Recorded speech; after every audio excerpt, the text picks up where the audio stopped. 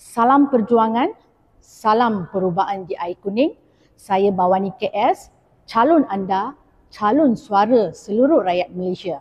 Terlebih dahulu, saya ingin mengambil kesempatan ini mengucapkan ribuan terima kasih kepada seluruh rakyat Malaysia yang telah memberi sokongan yang tidak terhingga sepanjang 2 minggu kempen ini. Sokongan anda adalah sangat berharga, bernilai kepada kita. Saya juga ingin memohon maaf sekiranya terlepas kata atau tersinggung perasaan anda sepanjang kempen ini, dan setiap teguran adalah sangat penting supaya saya terus membawa suara rakyat Malaysia dan terus memperbaiki diri saya untuk menjadi wakil anda, suara anda yang lebih terbaik. Pilihan raya kecil ini adalah satu pilihan raya yang sangat penting untuk seluruh rakyat Malaysia. Ini adalah bukan pertempuran di antara Bawani dengan PN atau BN, tetapi ini adalah pertempuran antara seluruh rakyat Malaysia dengan kerajaan hari ini. Oleh itu, pilihan raya ini adalah sangat penting supaya seluruh rakyat Malaysia menggunakan kuasa kita untuk membawa satu perubahan di Air Kuning, di negeri Perak dan secara keseluruhan di negara kita.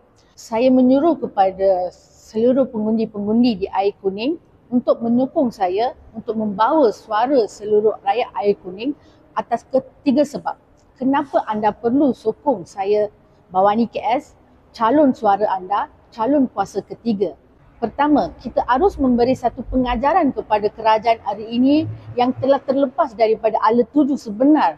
Oleh itu, seluruh rakyat Air Kuning perlu menggunakan peluang ini memberi satu signal amaran kepada kerajaan hari ini untuk kembali ke jalan benar, untuk memperjuangkan hak rakyat dan mengotakkan janji-janji yang telah mereka janji sebelum ini.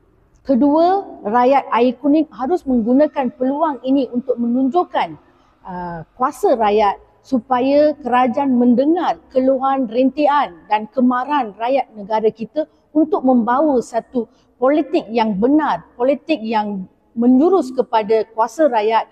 Ketiga, rakyat Air Kuning harus memilih calon yang terbaik yang boleh membawa suara rakyat akar umbi dan bukan calon daripada parti terbesar yang tidak mempunyai track record, yang tidak bersih dan tidak berprinsip.